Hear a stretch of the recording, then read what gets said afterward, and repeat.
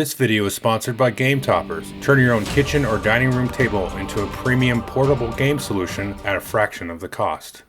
Hey everybody, welcome to another kind of top 10 list, although this is a little bit different of a top 10 list. So right now I'm in the process of working on like one or maybe like a small series of vlogs, which I'll talk about in the future. And I got kind of side railed into this sort of tangent, and you can see from the title, it's the top 10 emotional games. So what this list is, now this is not in any order. I actually boiled it down to 10 and then randomly shuffled the order just because. So it's not like a 1 through 10, because with the topic that we're going to be talking about, how do you really have like a best of? So what this is going to highlight is basically 10 games that sort of elicit an emotion. Now what I mean by that, by an emotion, is I kind of ruled out things that were sentimental to me. So like San Juan is super sentimental to me as a game. Kalis to a degree is sentimental, and I always get kind of excited and happy when I'm playing that one. But I wanted something beyond that, because if you play a lot of games, then those are emotions that are just kind of get carried with it, right? The excitement, the tension of who's going to win, or if you're playing a co-op, are we going to win as a group or lose as a group? So something beside like that sort of competitive tensions, an emotion beyond that. And also I kind of ruled out any sort of game experiences where there's a certain sort of emotion or sentimentality or something based on the kind of group of people that we're playing, because I think that's kind of its own thing. And I do think the games, in isolation do get some credit for that, of course. But I wanted to try to boil down to 10 games, and I'll have a handful of honorable mentions after these 10. But to me, these are pretty kind of distilled in, for the most part, kind of unique and discreet in the emotion that they convey. So it's, like I said, it's not just going to be, oh, it's exciting, it's going to be some other kind of other emotional space that we live in. So let's jump into the list. So the first game on the list is Kingdom Death Monster. So this game, the emotion that comes out of this game is probably best described as pure existential dread. And because if you're not familiar with the game, you basically are sort of birthed into this sort of hellscape that you're not really sure where you're at, and kind of trying to cobble together a civilization, so to speak, in this sort of weird nightmare dimension. And you have sort of dungeon crawl, sort of boss fights, and then that'll go back to kind of a civilization building, kind of bookkeeping session, which you see in a lot of these kind of typical dungeon crawl games or epic fantasy games, which are usually set in like a Tolkien-esque sort of setting. But this one is like you start off like purely naked, and you're like, you're grabbing skeleton bones and all kinds of different stuff, and having to make really tough choices throughout the course of sort of your civilization, your little village, so to speak, that you create. And a lot of the imagery and everything is just very dark. And so this is a very dark place of an emotion, and it's sort of just the most bleakest sort of setting that you can get. And it's not just purely like a bunch of dark sort of, heavy metal art and all that stuff. It's more than that. It's the gameplay and all that stuff really sort of lends itself to that idea where people are, they're dying, you're losing them left and right. You're having to make tough choices about, kind of sort of to like leave people behind in a sense, in some ways. So this game just permeates that whole emotion. And to me, for my money, the game delivers on that and puts you in that headspace. Now, whether or not you want to be in the headspace is one thing, but it is at least, I think, an interesting place to be. I don't own the game anymore or anything like that, but it's an interesting kind of space to explore, just from a sort of objective setting, to kind of step out and be like, wow, a game is totally doing, what some of these better horror movies and other sort of ideas in other media kind of convey here. And there's some kind of self-reflecting commentary buried in there somewhere. Oh, it's been a while since I played it, so I couldn't get to that. But as far as the pure emotional state of existential dread, Kingdom Death Monster really does it like no other. So again, I don't know a lot of people that want to live in that world. So that's Kingdom Death Monster. The next one is probably the exact opposite, and this is Ready, Set, Bet. Now, it's a little bit hypocritical, because at the beginning in the intro I said, well, I'm trying to get away from just being exciting. But to me, this is maybe the most exciting game I've ever played in terms of a board game, because it's a horse race. And so in my opinion, you should hook up whatever app you've got to like a large tablet or an iPad or to a TV screen if you can kind of project it with Apple Share or Chromecast or something like that, and then have the announcer kind of coming through the app, and moving and sort of virtually rolling the dice and moving the horses along and all that stuff, and calling out the race, and just injecting that excitement inflection into the game. And then everybody is always standing when we play this game, and we're placing bets on this sort of board that looks like a craps table almost, and you're making different bets, and there's like different sort of prop bets and different little weird bets that you can make, and you're also betting on who's going to get first, second, or third. And then by the end of each game, it's just a pure shouting match, and there's no like anger in the shouting. It's all elation and joy and sort of faux anger, I guess you could say, or faux disappointment if your horses or your bets aren't working out. But it's super fun. Even if you crash and burn on the bets, it's still got this really just kinetic, vibrant, just very shaking kind of energy that just vibrates everywhere. And so this one just, if you had to distill down that excitement, I can't think of any other game that really was like this. There's one that was something Wall Street. It was originally a different game. I don't remember the originals. But it was basically Wall Street, and you were basically shouting out bids and stuff, and it was just a complete free-for-all real-time auction. And it was like you're on the Wall Street floor, and everybody's shouting for stock sales and stuff. So that one is pretty close to this one. This one is like that. That one could be slightly frustrating in some senses, but for the most part, I really like that game. And this one, though, it doesn't have really any of the frustration to go with it. So ready, set, bet for that one. Now the next one here, so it's a different take here. This is Ankh. This is designed by Eric Lang, released by Cool Mini or Not a couple years ago. This is like his third in the trilogy of Blood Rage, Rising Sun, then Ankh. He did Chaos in the Old World, so this big area control game. Now the thing that's emotional about this is the whole like player elimination. So if you're not familiar, you play Ankh to a certain number of rounds, and then kind of the last two players that are kind of in last place, they will merge and they will fuse together and become one sort of entity on the game board and win or lose together. And so that's really cool from like an emotional sort of space, because now it's like you against everybody else, but you have a partner, you have a buddy. So it's you two against the world in a way. And that is a cool sort of feeling that I've just not really seen in any other game. Now you can have like a one versus many game. Maybe I'm a dungeon master type of player, and I'm playing against the players. But that's almost like trying to set up a story element and narrative thing, like playing a sort of a light Dungeons and Dragons game. But this one, it's very hard to sort of pinpoint this, but there is a level of camaraderie there, and like I said, us against the world, which is really neat in that aspect. And frankly, for me, it was what put Ankh above the other ones. It's just that unique experience that just I've not seen that in any other game. And I can just keep saying the same thing over and over with this, but that is such a unique experience. And I know a lot of people don't like it, and that's cool. But I think it's just a fun place to be, because you're still like competitive and you're still able to win the game, or at least get close. I mean, it's definitely possible to win the game. As sort of like the outcast at the beginning, because you fuse, and the way the turn structures kind of work and stuff will have something to do with that. But again, just a really, really kind of one-of-a-kind unique experience there with Ankh.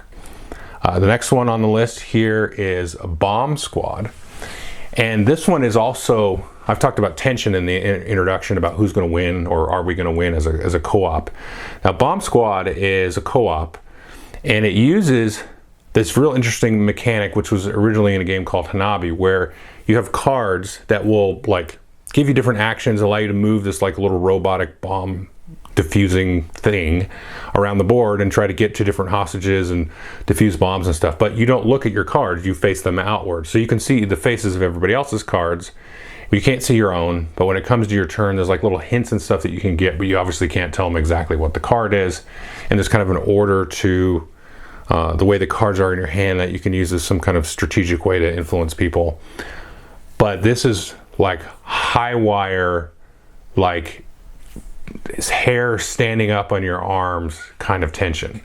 And it's really great at that. It's really great. So it definitely puts you in the space of these sort of, first responder, law enforcement types of people that are in a horrifically tense situation with this that could turn into a complete catastrophe at the end of it. So it really puts you kind of in that mental space with this game.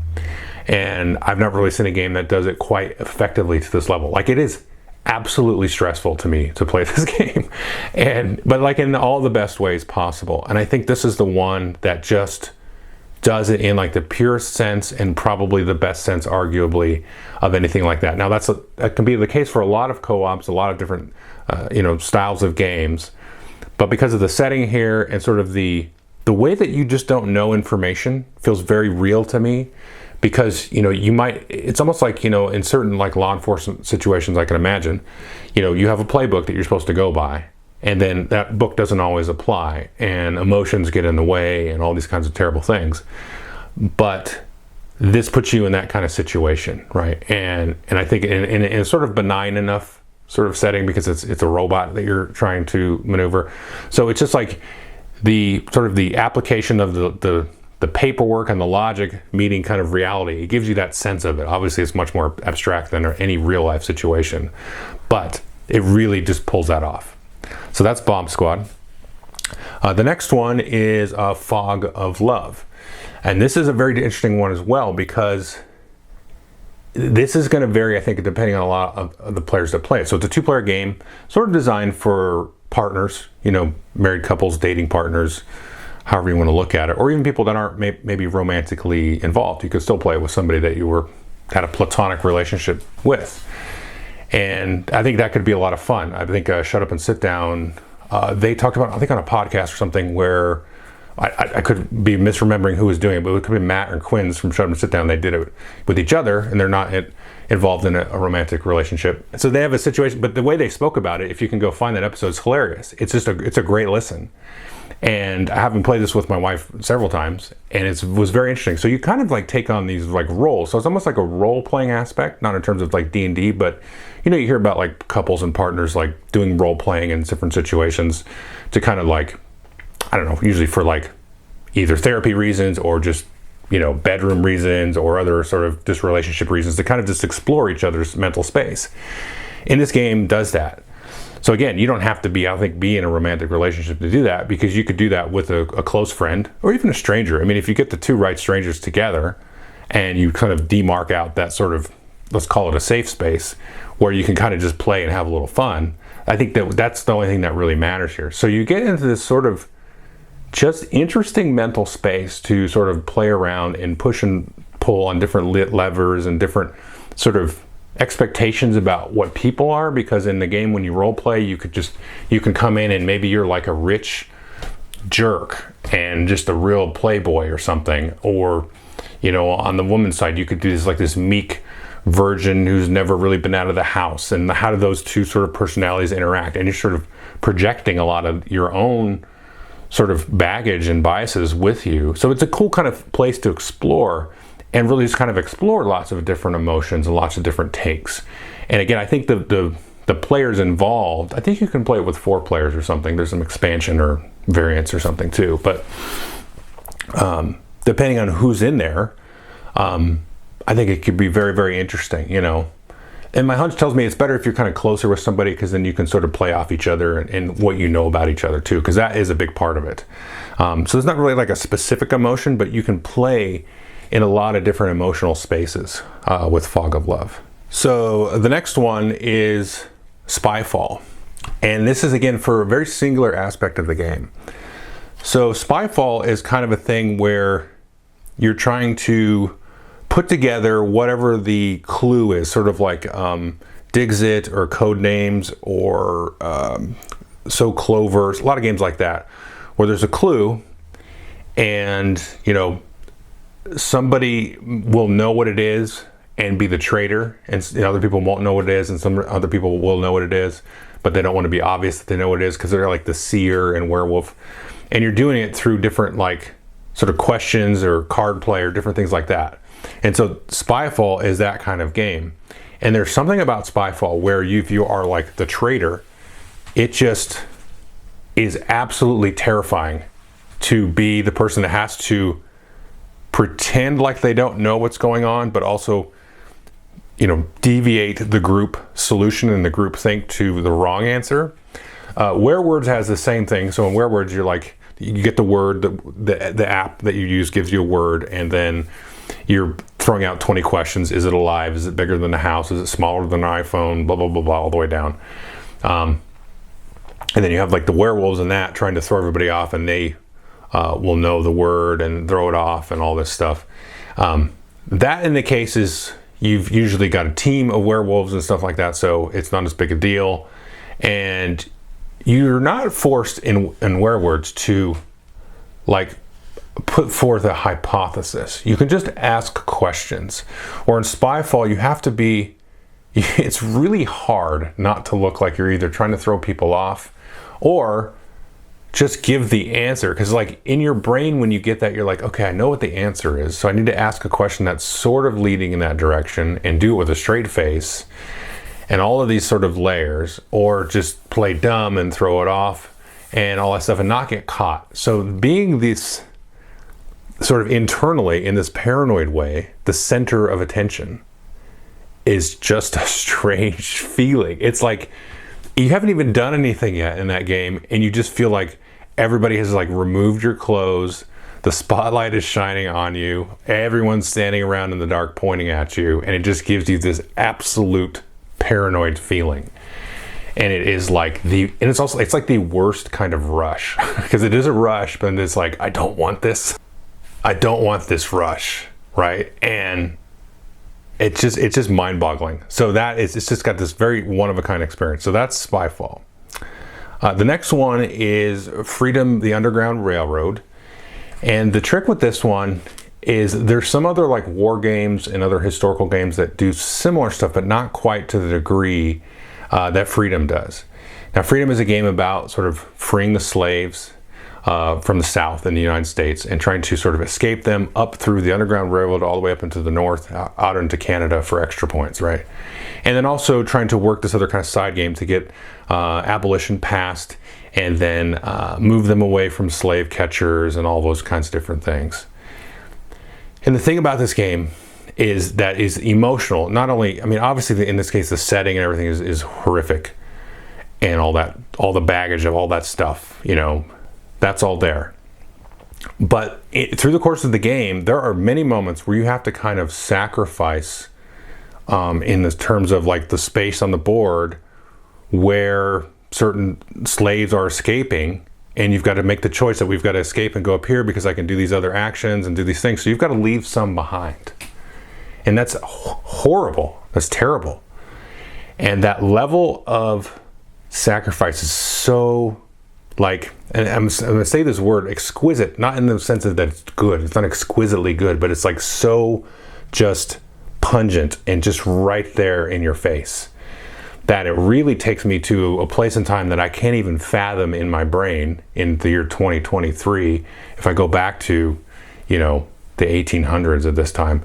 And having that real life sort of decision there is just absolutely, it's horrific. It's horrific because your ethos, your persona in the game is to trying to do the good. You're trying to do the good. You know, you're trying to get rid of this terrible law and also physically, in a sense, you know, help real people escape. And then, but the game really puts it in the place of, yeah, there would have been like horrific choices to make. So again, the idea of sacrifice in that sense, like this still has not left me. I mean, it's been probably 8 years since I played this game. And, you know, I don't have it anymore. It's technically one of my favorite games of all time, but it's like something I don't want to like go like, oh, let's do this. This will be fun, you know, but it is an experience that like will never have left me, never leave me. And so that just has left that lasting impression on me. So that's, again, the key there is that feeling of sacrifice. And I don't know if sacrifice is an emotion, but it does have an emotional, you know, component to it. I'm sure there's some fancy Latin word that would probably get at what I'm talking about there. But that's Freedom Underground Railroad. Next one, completely other side of the spectrum here, is Exploding Kittens. Now, Exploding Kittens is a very silly game where you have these different cards and you have cards that you'll draw it, and if you draw an exploding kitten, then boom, you're out of the game and you're eliminated. And the game goes pretty quick. A lot of people have heard about this game. It was a huge Kickstarter. And you can get other cards that will diffuse the exploding kittens. And then here's the trick though, is when you get that, everybody starts with one diffuse card that you can use. You get the exploding kitten, and then you stick it somewhere back in the deck. So you kind of do that under the table, out of sight. So you can just put it right back on top and and then you pass the deck to the next player. You can stick it on the bottom, you can stick it in the middle, you can kind of pretend like you're shuffling it around, and nobody knows really where you're sticking it. And so that is neat because it has this surprise element. So Bomb Squad was absolutely almost like a dreadful level of tension. This is just a comical level of silly surprise, and there's a neat sort of a contract doesn't seem like the right word, but it's almost like a weird contract between the player that's hiding the bomb, hiding the exploding kitten, and then the next player that's going to receive it. So there's this cool interplay there that gets derived out of that, where you can just talk a bunch of nonsense and all those kind of things like that. So Cockroach Poker is another one that does a really good job of this, where you sort of lie about what the card is that you just had. But there's something about Exploding Kittens because you have to actually flip the card up, and it's like opening a gift. It's like this, surprise attitude. And so it's like a gag gift. You're giving somebody a gag gift or not, you're tricking them. There's actually nothing there. You put it on the bottom or you put it in the middle of the deck. And there's something about that surprise aspect that's just really obvious in this case with Exploding Kittens. So anyway, there's that one. It's just got this little whimsical practical joke kind of vibe to it that I like. So the next one, we got two more, is Dead of Winter, The Long Night. And this really kind of sits right alongside Freedom Underground Railroad, obviously in a totally fantastical setting of Dead of Winter. And to me, it really gets elevated with the expansion, The Long Night. I like Dead of Winter just fine with the base game, but the Long Night expansion, it adds some cool other elements gameplay-wise in terms of some more sci-fi stuff on top of the whole zombie apocalypse stuff. That's cool, and I like that. And it makes the game playable as a co-op, a pure co-op, which the original I didn't really like unless you played with the trader. But the interesting thing about this is the new Crossroads cards in Dead of Winter Long Night are much more I'd say R-rated. And so in the context of this sort of fantasy sci-fi zombie game, you have some very raw, real crossroad cards to deal with. And I wanted to leave this one in here along with Freedom, because Freedom is definitely more grounded and I don't know, it just lives in a different kind of contemplative space. Whereas Dead of Winter, because it's fake, you're in this fake world, and you're just, for me, when I'm playing it, I'm playing in a real gaming sense of resource management, trying to manage all the barricades that you're building, how I'm trying to be efficient with my actions. So I'm looking at it in a real sort of gamer sort of way with that. And then all comes along here, this very dark scene of a choice, again, of having to maybe abandon somebody again, like in Freedom or in Kingdom Death. But it kind of comes out of nowhere, and it's like a huge splash of ice water. And there's something about that sort of just wrinkle on that element for me that is that's interesting, and it's just always very shocking. Whereas Kingdom Death and in Freedom, it's more of an existential brooding, that's sort of a long-term type of thing. Whereas when you're playing Dead of Winter, it's even though it's zombie stuff, it's still kind of silly and fun and ridiculous, and there's sci-fi elements and laser guns with the expansion. And then and then it's oh, here's this terrible situation that happens every day in real life today. Now think about that. It just throws you off your rocker, and that's interesting to me, to just be in that space where you're just oh, I'm playing a fun little silly board game, and then bang, you just get hit over the head. Anyway, so that's it. I can't really say much more to it than that. It's just an interesting experience. So that's Dead of Winter Long Night.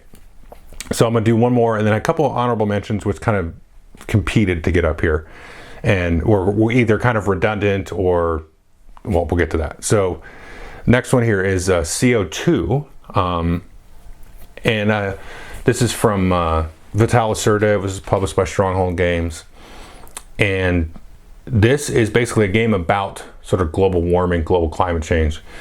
And what you're doing is competing almost as countries, but like corporate entities, trying to, in fact, like exploit a market of, I forget what they're called in the game, like carbon credits to sort of advance, and become like the richest off of, the energy shift from, coal and gas, whatever, to green energies.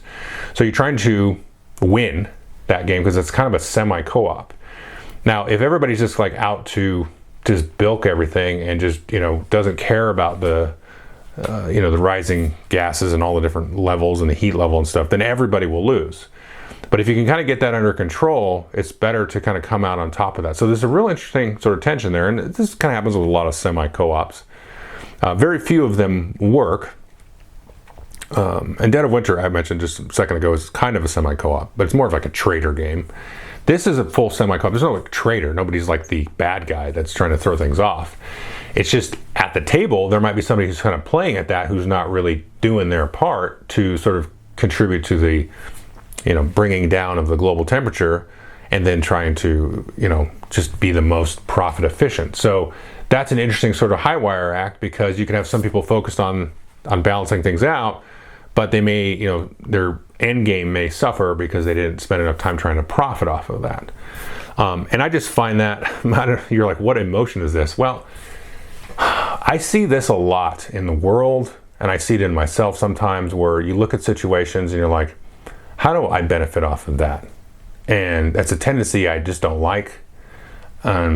It makes me want to like shut down, like just in general, because it's like something I feel like I have to fight, and I think other people would probably acknowledge this, that they sometimes have to fight, and you have to sort of maybe train yourself not to give into that sort of selfishness of it.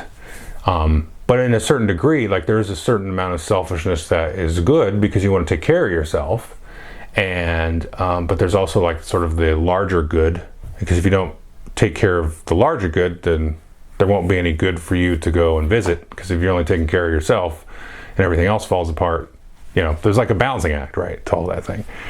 And the game really exquisitely does that, because to me the game's very abstract. I mean, we're not talking about like real science, baked into the game, but it is something that is talked about today. It's still a present thing. This game came out like 10 years ago, and this topic has been kicked around for at least 30, 40 years, really, with renewed vigor on people that disbelieve it or whatever, the whole thing. And being in that space as somebody who is trying to, if you just remove yourself from the argument side of it, and you put yourself in a space of, okay, I've acknowledged it now in the scope of the game. You've acknowledged the problem, you've acknowledged what to do, and then you're like, well, how much do I have to really contribute to fixing this, right? And that just kind of goes for everything. It doesn't have to be this sort of hot button topic necessarily, but that's an interesting sort of space to be in. And you put yourself in that kind of situation where, like, how much do you really want to contribute to things? And the other part is it's also very in an abstract sense, because if it was like a real situation, so there's like let's say you're walking down the street. This is kind of a general thought problem. You're walking down the street and you see there's a child drowning in a pond or something, and you're like, oh, I just bought these new shoes for $250. I don't want to run into the pond to rescue the child. Well, you're a jerk. You know what I mean? But that's just a thought exercise. It's not a real thing. And you kind of explode that out to sort of a massive scale. It's a weird emotional space to be in. And so that's why this is on that list, because it's a hard one. It's a hard one to really sort of pin down about what do I do? And this abstracts it enough that you don't have to get mired in like very specific things. You're like, oh, well, wind is not as good as solar, and wind, kills birds, and, fracking does this to the water, but fracking is cleaner this way. You don't have to get into like the details of that kind of stuff, because it abstracts it all, but it just puts you kind of in that pure sense of, how selfish am I going to be today? And so I like that. I like that space that it puts you in. It's interesting to be in that space. Okay, so that's the 10. Again, not a top 10 or anything. There's no order. So a couple others. I'm going to rapid fire. Pandemic Legacy Season 2. I wanted to put this one on the list. Honestly, this one should be on the list, but I cannot speak about it unless I talk spoilers. So the very end of that game is just, I can't speak about the emotion unless I spoil it. So I'm not going to do that. I'm not even going to just put, red flags or anything. But the end of that game is just so uniquely like, let's say it's uniquely Keanu Reeves moment. That's all I'm going to say. It just has this really cool moment that is just interesting. So Pandemic Legacy Season 2, more so than Season 1. I haven't played Season 0 yet. I've got it sitting over there. It's been dogging me for like 2 years. So the next one we'll talk about is Rear Window. This one was also tricky because the emotional part of it was nebulous. I talked about it a lot last year about how being like a storyteller and trying to lie, trying to get people over the board on certain ideas and not others because it's based on the movie. If you want more detail on it, go watch my review or my top list from last year. I think it was my number 5. I don't want to repeat myself too much here, but I couldn't really pin it on like some kind of emotion. Like, because even CO2 was a little bit nebulous in terms of an emotion, right? But it's an emotional space to be in, that kind of decision making. And with Rear Window, it's even more removed. Like there's an emotional component to it, but it's just so like hard to describe. So there's that one. But good, it like just pushes lots of weird buttons. You know what I mean? So Phantom Leader, kind of too much like Freedom Underground Railroad, or lots of other war games have this kind of thing. Phantom Leader also had that kind of thing of sacrifice because you're managing your sort of fleet of pilots during the Vietnam War. They're getting shot down. You're have to maintaining their morale and their spirits, and they're kind of trying to level up. So it feels like this team of people that is your team and all that stuff. It's just it's a terrible situation because there's like a whole aspect of the perception of the war at home and how really justified is this war, and that whole thing kind of comes into play and all that stuff. But I thought Freedom kind of did, kind of that same idea a little bit more elegantly, I think, than Phantom Leader does. And a lot of war games have this sort of element to it when you really sit down and think about it and think about the impact and the costs and the consequences of some of the decisions that you're making. So Phantom Leader specifically has a little bit more elements to that, but generally, not all war games, but a lot of the war games and stuff kind of have those elements. And the last two kind of go hand in hand. And again, this is almost two things that I wanted to say, which the main list are not. So this is Descent, Legends of the Dark, the 3rd edition of Descent, and then Oathsworn. So these to me are really good narrative stories that have their own plot and arc and everything. They're not procedurally generated narrative adventures like a Frostgrave or Eldritch Horror, which is another one I kind of thought about. But I'm like, oh, it's kind of just procedurally narrative. And is that really an emotional state? And the same with these aren't procedurally narrated. They're very on rails plots, Oathsworn and Descent, Legends of the Dark. But they each have had, very kind of emotionally impactful moments in the story of the game. And so that's a kind of interesting part. So, we started with Kingdom Death, and a lot of that is mostly to do with the settings. Now, a lot of it is in the mechanics of that game. Those get a lot of credit. And even in Descent and Oathsworn, the mechanics do, I think, and get some credit. That's why I wanted to have an honorable mention. But the driver is really kind of the story part of it, not so much the mechanics in these two. Although, again, I can argue kind of both sides of that coin with those two games because some of the mechanics are just outright like, I don't know, maybe this is why they're honorable mentions to me. They're surprisingly evocative of just funny incidents or just awe-inspiring sort of heroic things that happen, and the mechanics do drive that, but it's a little bit more on the story side. So really, all these honorable mentions you can kind of throw on the list. It's just a little bit harder to kind of pin down to that exact sort of emotional state.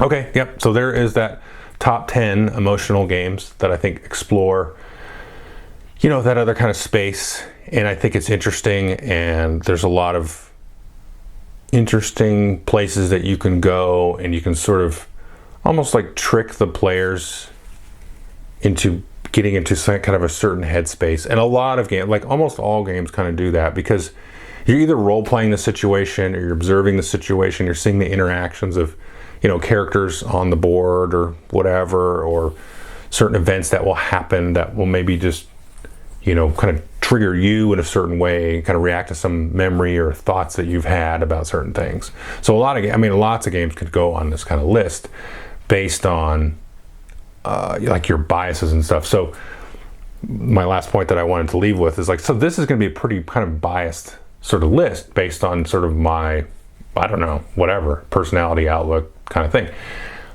I could see a lot of things like, this is going to sound silly because it's the only thing that popped in my head, but I could see somebody say, I really love animals and I really love birds and I love nature and all that stuff. And so Wingspan might be something on their list. And I think that's valid, right? So I think that's a valid kind of thing to say. So this is kind of just a conversational kind of thing, and I wanted to just kind of leave with that point. Was I'm curious about what some of your games that have emotionally done something to you, you know what I mean? And yeah, but so I wanted to leave with that thing about Wingspan, because I'm like, well, that makes sense. To me, I like birds. We feed the birds back here in my backyard, and I love to look at them and see them eating and kind of doing their thing in the day, and just kind of realizing that, you share the universe with them, and that sounds like very hippie, but it's a nice meditative sort of space to be in, right? When you see that kind of thing. And there's an emotional quality there, right? I don't know what that is. Again, there's probably some weird Latin word, like some appreciation for life type of thing, right? Not just other life, but just there is life, right? So that's an emotional state. So if somebody came along and told me, oh, Wingspan, because I happen to just really love birds, I love being out in the wild with birds, that is cool. So yeah, that makes sense. Anyway, just kind of this is a place to kind of leave the conversation. But I'd be curious to know what other people think about this kind of stuff. So anyway, thank you.